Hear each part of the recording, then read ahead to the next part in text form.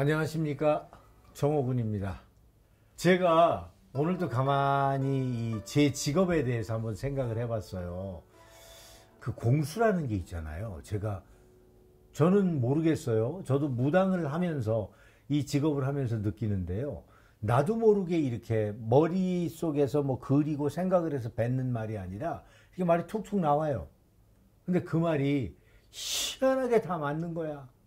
근데 나는 결론적으로 또 그 말을 뱉고 나서 기억을 못해. 저희 그 신도분들이 와서 하시는 얘기가 원장님이 그러셨잖아요. 원장님이 그러셨잖아요. 근데 너무 우스운 것은 제가 그 말을 했다는 것을 인정 못할 정도로 기억이 안 나는 거. 이것이 공수더라고요. 근데 그게 희한하게 듣는 사람들한테는 소름 돋았어요. 툭툭 하시는 말이 어쩌면 그렇게 맞는지 뭐 이런 얘기를 요즘에는 종종 듣고 있거든요. 그래서 어떤 직업이든지 그리고 또 이렇게 신들이 오셔서 얘기하는 직업도 마찬가지로 다 단계가 있더라고요. 무슨 신을 받자마자 도사가 진짜 도사반열에 올라가지고 막 백발백중으로 막 맞춘다 하는 얘기들을 저는 얘기로만 들었지 직접 만나서 보지를 않았기 때문에 인정을 할 수가 없겠지만 아무튼 제 생각은 무당 또한도 연륜이 차면서 더 무당화되고 더 영검함을 노력으로 발굴해서 얘기할 수 있는 사람이 진짜 큰 무당이 아닐까 하는 생각을 해봅니다. 저는 아직도 그 반열에 오르기 위해서 열심히 노력하고 있는 중이고요.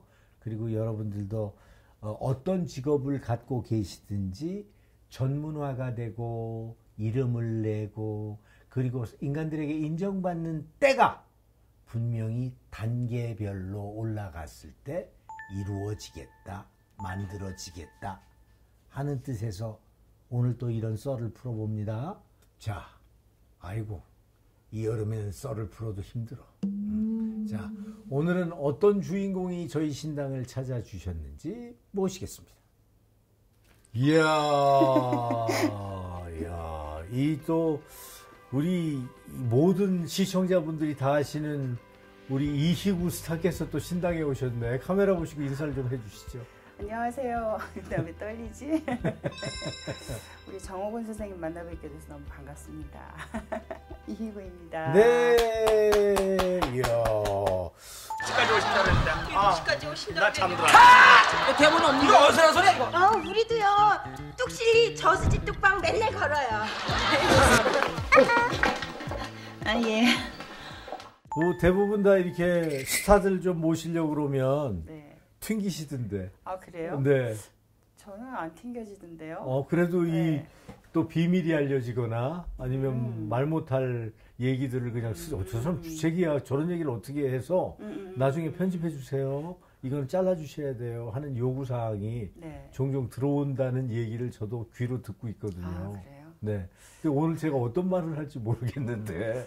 저도 떨리는데요. 네. 어떻게 지내세요? 죽다 사는 것 같아요. 많이 아팠었고 한 2년 전에부터 뭔가 이렇게 안개 속을 걷는 것 같은 느낌이 되게 심했었는데 2년 전부터 그 안에서 이렇게 쑥 빠져나온 느낌이 들었어요. 네. 그래서 다시 한번 또 환한 세상을 맞이한 것 같은 느낌으로 요즘엔 서서히 조금씩 방송에서 불러주셔서 네 즐겁게 방송 생활하고 있어요. 저희 인생신당 출연하셔가지고요. 네. 재수가 많으실 거예요. 제가 한번 방울을 흔들어 볼게요. 나 근데 왜 자꾸 눈물이 날라 그러지? 눈물 나면 울어야 돼요. 아버지가 오셨거든요. 아버지.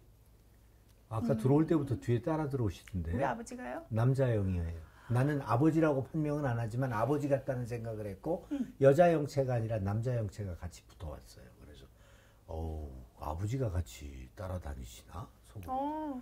말도 못하는 풍랑 속에서 사신 분이더라고. 마음고생도 많았고 굉장히 그래도 꿋꿋하게 버티셨고 나 사실 개인적으로 이희구 씨 팬이었거든요. 너무 감사합니다. 방울을 흔들어 볼게요. 네. 정말이에요. 진심이에요. 저는.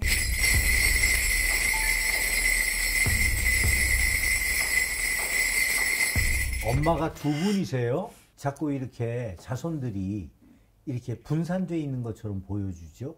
형제가 네. 뭐 말 그대로 옛날 말 그대로 배가 다른 형제가 있나요? 네. 저 봐라. 이걸 어디서부터 어떻게 말씀드려야 되는지 모르겠는데 음. 그냥 할 테니까 그냥 있는 대로 다 말씀드릴게요. 네. 엄마가 아버지한테 쫓겨나셨죠. 처음 결혼할 때부터 아버지가 엄마한테 속아서 결혼하신 것 같아요. 엄마가 좀 정신적으로 엄마로서의 책임과 의무라던가 이런 것들을 잘 인지를 못하시는 사람 같아요. 그러니까 결혼 생활이 잘 맞지 않는 사람이 결혼을 한 거죠. 네. 그래서 아버지가 아이는 출산을 했는데 엄마가 육아, 양육 이런 걸 전혀 하질 않고 지금도 제정신이 아닌 상태로 살아계신 걸로 보여져요. 네. 제정신이 아니면 요양원에 계신가요? 네. 저 봐라. 말씀하세요. 근데 그때부터 이제 아버지가 엄마가 그런 정신 상태의 사람인 줄 모르고 결혼하셨기 때문에 이제 엄마가 자기 발로 집을 나가셨죠. 첫애, 저희 위에 언니는 사촌 언니 손에 키워졌고, 네, 그러다가 한 6년 뒤에 또 집에 들어오셨는데 또 애가 생긴 게 저였죠.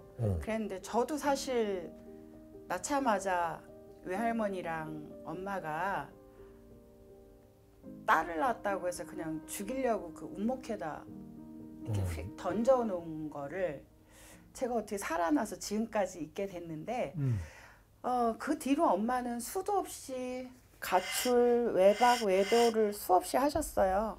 또 엄마도 밖에서 생활하다 보면 몸이 아프거나 돈이 필요하거나 그럼 또 집에 들어오죠. 들어오면 아버지가 발도 못 들이게 할 거 아니에요.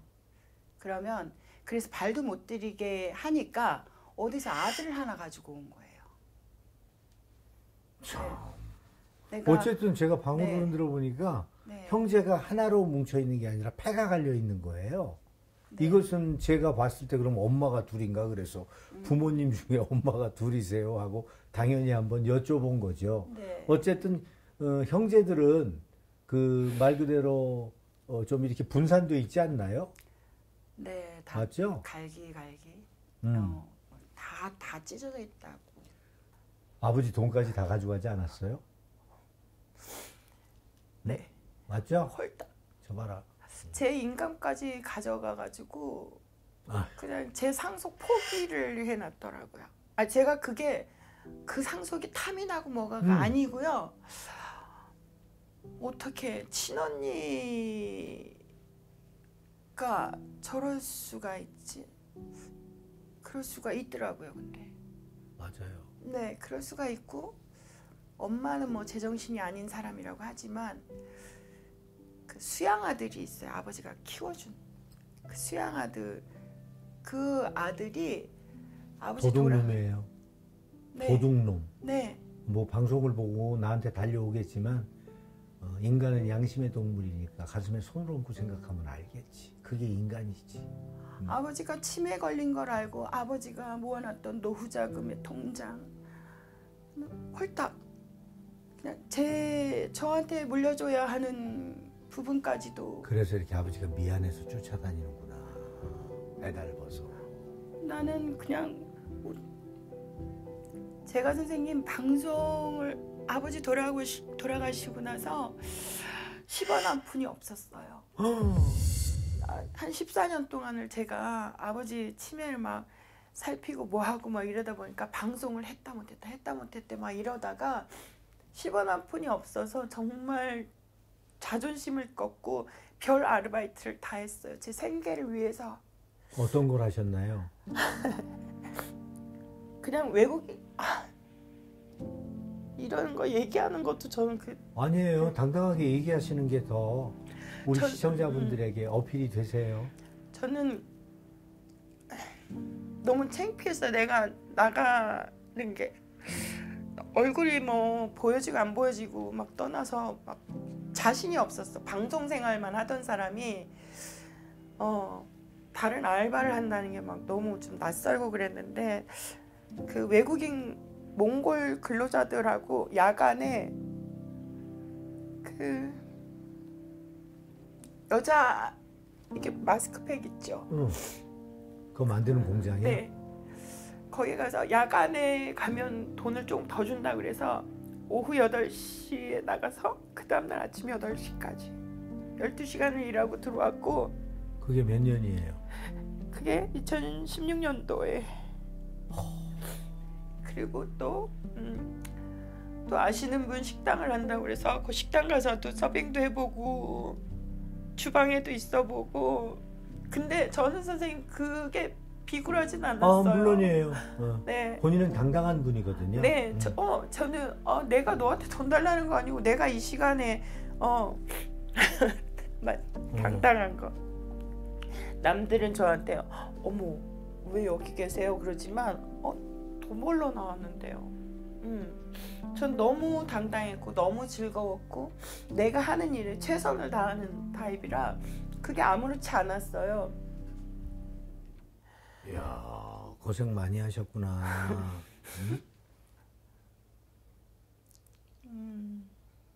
일단 그러니까 가족사 때문에 그랬던 것 같아요. 아버지가 치매가 심하게 오셨고 더 이상은 일상생활을 혼자 하실 수가 없으셨고 아버지도 굉장히 고독하게 돌아가셨어요. 네, 그래서 아빠 생각하면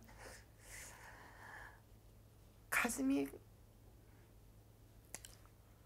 뭐라 그래야 되나 그냥 아버지 생각만 그렇게 아버지를 사랑하셨는데 그 아버지가 너무 애석하고 땅을 치도록 통곡할 수 있는 상황 속에서의 주인공이 되셨던 거야. 비몽사몽처럼 맞아요. 그냥 스르르 가셨죠. 네. 그런데도 이분이 아버지 닮았나 봐. 우리 이우 씨가 약한 분은 아니에요. 물론 본인의 이름도 잃어버리고 본인이 누군지도 모르고 가셨지만 돌아가시기 전에는 그래도 이 딸을 많이 불렀네요. 사람이 갈 때 되면 이렇게 다시 정신이 돌아온대요. 근데 지금 말씀하시는데 내가 이렇게 비몽사몽 혼수 상태였지만 그래도 너를 얼마나 불렀는 줄 아니 그런다. 너무 웃긴다 이분. 응? 이 딸을 굉장히 믿고 의지하고 그러다가 본인을 너무 많이 잃어버리셔서 심하셨는데 네. 치매도 그죠? 근데 돌아가실 즈음에는 네. 누구나 다 오거든요. 자기 정신이. 그래서 왜 유언도 하고 막 이런다고 이런 얘기 듣잖아요. 그 상태로 했지만 몸이 움직이지 않고 입이 움직이지 않아. 그냥 가신 거예요. 맞아요. 그래도 쫓아다니시는데 어떡할 거야. 아버지가 한이 많았네. 무슨 한이 이렇게 많아? 아버지 평생에 그러니까 화목한 가정을 이루지 못한 것에 대해서 아빠가 많이 마음이 아파하셨어요. 아빠 신세 한탄을 저한테 많이 하셨던 것 같아요. 아주 나도 살아온 세월이 심란한 거야. 네. 그죠? 집안을 생각하면 밖에 나와서는 웃어야 되고 이제 만약에 들어갈 생각을 하면 어머나 나 머리 벌써 아파져 이거 어떡하니 이러면서 들어가가지고 또 뒤죽박죽 하다가 나와선 또 웃고 뭐 이런 반복된 방송생활 아니셨어요? 맞아요. 그래도 대단해요. 근데 이분은 라디오 방송 들어오겠는데요 가을에 고정이에요. 어머. 라디오 제가 어떤 프로인지는 기억이 안 나는데 항상 이렇게 운전하면서 듣고 이상하게 시간대가 맞았어요. 그래서 이 사람 누구야? 그랬더니 개그우먼이래. 야 근데 이렇게 사람이 날리지 않고 참 구수하게 말도 잘한다. 그때부터 이제 화면으로 보고 저 사람이 이구야? 하면서 팬이 됐었어요. 너무 감사합니다. 네. 조금 라디오 쪽에 잊혀진 사람들에게 본인을 좀 알렸으면 좋겠는데 이 방송을 보고 아는 사람도 있겠지만 전화하실 수 있는 생각은 갖고 계신가요? 쑥스러워. 그런 게 어딨어. 그리고 너무 속 보이는 것 같고 그런 걸 아예 못 하겠어요. 저는 막 연락을 오랫동안 안 하던 관계에서 갑자기 이렇게 뭐 어떻게 지내세요 이런 거가 제가 그거를 평생을 못 하고 살았던 것 같아요. 막 속 보이는 얘기 못 하고. 그것 때문에 더 못 큰 거야. 저도 그 부분은 저도 잘 알아요. 저도 이걸 못 해요. 네, 아예 못 해요. 네. 저는. 그냥 고마우면 아니, 감사합니다. 네. 근데 그게 진심인데 네. 받는 사람은 그 정도야? 이거죠. 너무 감사하고 저를 선생님처럼 저를 예뻐해 주시고 이희구 라디오 하니까 좋더라 그러면 전 정말 감사해요. 그래서 감사합니다. 저는 이게 진짜 마음에서 우러나는 감사하고 그러면 예. 좀 매달리세요. 지금은 그렇게 해야 돼. 그래서 네. 그 문턱만 넘으면 이제 쫙 할 거예요. 자존심을 제발 버리라는 것이 오늘 상담의 메시지예요. 왜냐하면 그것을 할 때는 해야 돼요. 저는 통감해요. 저 혼자 있을 때 많잖아요. 그래서 한편으로 이런 생각, 내가 배우로서 조금 더 고개를 숙이고 조금 더 유유자적하고 둥글둥글 했으면 어땠을까? 왜 그걸 못했지? 왜 항상 따지길 원했고 네. 옳은 것만을 추구하는 사람으로 낙인 찍히길 바보같이 바랬지? 그랬기 때문에 저는 있잖아요. 저를 좋아하는 사람도 있고 싫어하는 사람도 있잖아요. 인생에서. 그죠? 네네. 근데 좋아하는 사람들이 드라마를 맡으면 막 연출 들어갔다가 아이 정호근이 안 돼. 이런 사람들의 세상에 오면 2, 3년을 그냥 굶는 거예요. 그래서 진짜 지방 많이 돌았습니다.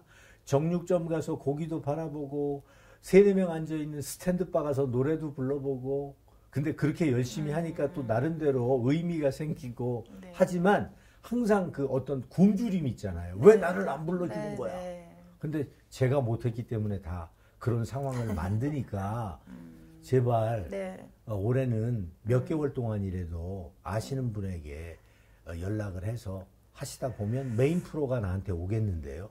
강력한 운이 왔어요. 응? 웃기만 하지 말고. 응? 저는 지금 선생님이 저한테 강인하다 이렇게 말씀해 주시는데 갑자기 막 의심이 되는 거야. 내가 과연 진짜 강인한 사람인지. 강해요. 너무 많이 울고 너무 많이 이렇게 지치고 쓰러지고 이제 더 이상 못 일어날 것 같고 이런 게 계속 반복됐었거든요. 안 그러면 죽었어요, 본인도. 정신병이 와가지고 네. 제정신을 못 갖고 막 맨날 그냥 패닉이에요. 네네. 뭐 사람들이 보면 나의 혼자 생활을 보면 왜 그래? 네. 뭐 어디 아파? 뭐 이런 식으로 얘기할 정도로 얼굴에 병색이 굉장히 많아서 네. 마음의 병을 얻었다. 약했으면. 근데 다행스럽게도 그것을 극복할 수 있는 어떤 심지가 있었기 때문에 다시 돌아왔어요. 이제부터는 문서예요. 이 문서를 잡고 나가서 전철을 다 잃어버리고 또 다시 안녕하세요 이구입니다. 뭐 교통방송이나 이런 쪽에서도 콜이 오거나 하면 넙죽 나가서 하셔야 돼요. 지방이라도. 지방 교통방송도 많잖아요. 네. 어쨌든 그렇게 해서 다시 목소리를 띄우게 되면 이 방송 저 방송에서 다시 콜이 오겠다. 방송하면서 어떤 점이 가장 가슴이 아팠었나요? 저는 방송 생활하면서 제가 그냥 편집하든지 마음대로 해서 지금 이렇게 넓은 법당보다 조금 더 큰 게 희극인실이거든요. 아 그러면 연습실. 네. 인민재판 받는 것처럼 전 재판도 받았어요. 그들한테. 저를 하나 이렇게 네가 그랬잖아 이러면 저는 그것도 당했어요. 제가 나오면 우리 이 방송 KBS 전체 코미디 안 하겠다까지 했어요. 또 파벌이 또 갈라진 거예요. PD 쪽과 개그맨 쪽에서.